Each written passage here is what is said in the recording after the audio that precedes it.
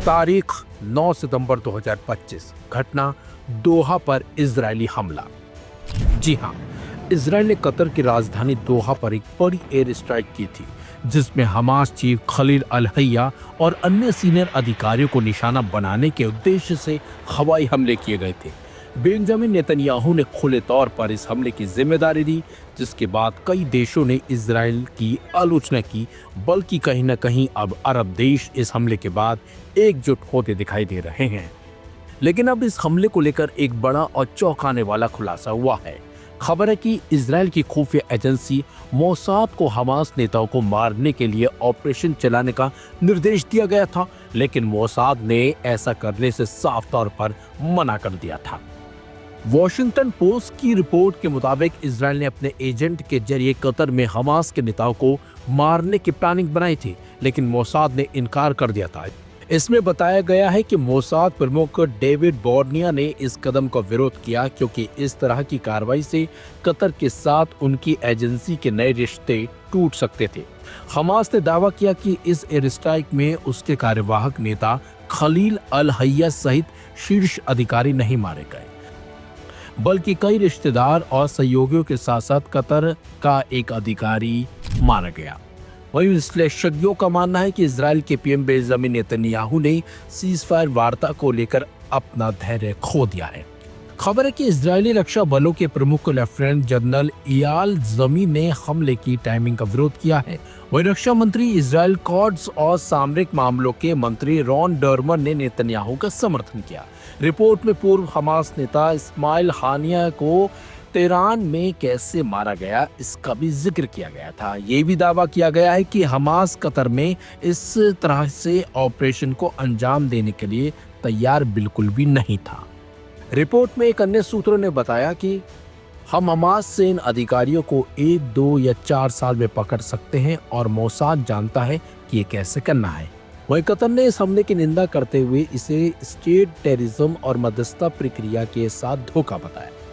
वहीं इजरायल ने इस हमले का बचाव करते हुए इसे उस दुर्लभ अवसर की प्रतिक्रिया बताया है जब हमास नेता एक स्थान पर इकट्ठा हुए थे और हाल ही में यरूशलेम में हमास के हमले में गाजा में 4 सैनिक मारे गए थे। नेतन्याहू ने इजरायल की कार्रवाई का बचाव करते हुए आतंकवादी समूह अल कायदा द्वारा 11 सितंबर को किए गए हमलों पर अमेरिका की प्रतिक्रिया से तुलना की। उन्होंने कहा कि मैं कतर और उन सभी देशों से कहता हूं जो आतंकियों को पनाह देते हैं, या तो उन्हें खदेड़ दे या उन्हें न्याय के कटघरे में लाएं, क्योंकि अगर आप ऐसा नहीं करेंगे तो हम करेंगे। उन्होंने हमास के साथ अक्टूबर के हमले को इजरायल के लिए 9/11 जैसा क्षण बताया और दोहा पर आतंकियों को सुरक्षित पनाहगाह मुहैया कराने का आरोप लगाया। लेकिन जिस तरीके से यह बड़ा खुलासा हुआ है और जिस तरीके से मोसाद ने इस हमले को अंजाम देने से मना कर दिया था और उसके बावजूद नेतन्याहू ने ये हमला करवाया, ये कहीं ना कहीं उनका धैर्य खोता होना बताया जा रहा है। लेकिन अब देखना होगा कि इस खुलासे के बाद दुनिया भर से किस तरह की प्रतिक्रियाएं आती हैं।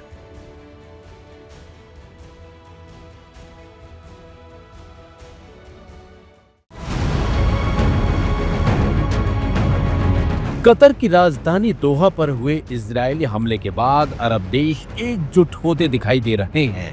माना जा रहा है कि दोहा पर हमला करके इजरायल ने एक बड़ी भूल कर दी और इस भूल का उससे बड़ा खामियाजा भी भुगतना पड़ सकता है। गाजा, फिर लेबनान, फिर वेस्ट बैंक, फिर सीरिया, यमन और ईरान, इजरायल ने हर जगह पर हमले किए, लेकिन इन हमलों से किसी को कोई फर्क नहीं पड़ा था। लेकिन जैसे ही इजरायल ने कतर की राजधानी दोहा में बम गिराए, वैसे ही अरब रीजन का पूरा समीकरण बदल गया। कूटनीतिक और रणनीतिक मोर्चे पर इजरायल गिर गया। इजरायल की जंगी तैयारी के मोर्चे पर Gaza, Lebanon, West Bank, Iran और यमन थे। लेकिन अचानक इजरायल ने कतर के खिलाफ मोर्चा खोलकर अरब के रणनीतिक समीकरण को ही बदल दिया है। दोहा पर किए गए अटैक को लेकर इजरायल का दावा है कि टारगेट हमास के लीडर थे, लेकिन नेतन्याहू ने इसी हमले से अरब में संग्राम की नींव रख दी है। कतर पर हमले के बाद बनी स्थिति में अरब के ज्यादातर देशों ने इसराइल का विरोध किया, हमले को क्षेत्रीय अखंडता के खिलाफ बताया। हालांकि ट्रंप ने इस विषय पर मध्यस्थता की कोशिश भी की, लेकिन नेतन्याहू ने गुस्सा और ज्यादा भड़का दिया। नेतन्याहू ने पोस्ट लिखी कि हमास के सरगना कतर में रह रहे हैं, उन्हें गाजा के लोगों की परवाह नहीं है, वो युद्ध अंतहीन बनाने की कोशिश में हैं। उन्होंने युद्ध विराम की कोशिश को रोका है, उनसे छुटकारा पाकर समस्या खत्म होगी, हमारे सभी बंधकों की रिहाई हो जाएगी, शांति स्थापना की मुख्य बाधा दूर होगी। यानी नेतन्याहू ने सीधे संकेत दिए हैं कि आगे भी कतर में हमास के ठिकानों पर हमले से इजराइल गुरेज और पीछे नहीं हटेगा। वहीं इन हमलों के बाद ट्रंप भी काफी नाराज और गुस्से में है। ट्रंप की नाराजगी के पीछे रणनीतिक समीकरणों में अचानक आ रहे बदलाव को भी कारण माना गया है। ये बदलाव आया है एकजुट हो रहे अरब की वजह से। इजरायली हमले के बाद इस्लामिक देशों ने दोहा में दरअसल एक सम्मेलन किया। इस सम्मेलन में इजराइल के हमले की सभी ने मिलकर निंदा की और सुरक्षा के लिए इस्लामिक देशों को एकजुट होने का प्रस्ताव भी रखा।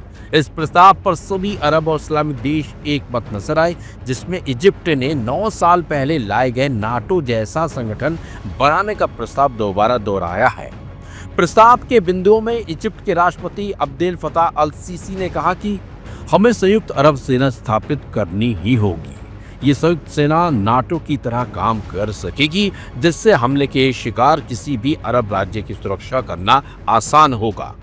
ये प्रस्ताव 9 साल पहले भी इजिप्ट ने ही पेश किया था, लेकिन कई बाधाओं की वजह से संगठन नहीं बन सका। अब सभी देश इससे सहमत हैं, जिनमें ईरान भी शामिल हो सकता है, क्योंकि ईरान के पूर्व IRGC प्रमुख कमांडर का दावा है कि इजराइल का अगला निशाना सऊदी, तुर्की या इराक है और इसे टालने का एकमात्र समाधान सेना गठबंधन बनाना है।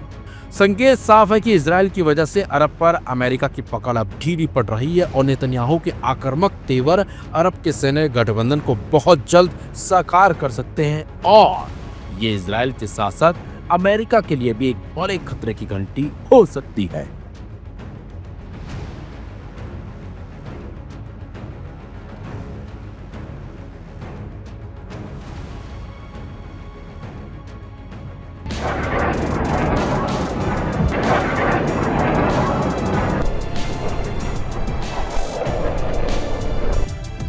बीते 2 सालों से गाजा और हमास में इजराइल के बीच जारी जंग पहले से ही कई देशों में पहुंच चुकी है। लेबनान, ईरान जैसे देशों से इजराइल सीधे जंग में उतर चुका है, लेकिन मंगलवार को उसने सबको हैरान कर दिया था जब इजरायली सेना ने कतर की राजधानी दोहा पर हमले किए थे। इस हमले के बाद न सिर्फ कतर बल्कि अमेरिका भी इजराइल की इस हरकत से नाराज है। लेकिन शनिवार को एक बार फिर नेतन्याहू ने कुछ ऐसा बयान दे दिया जिससे अंदाजा लगाया जा रहा है कि इजराइल चौतरफा घिरे होने के बावजूद मानने को तैयार नहीं है।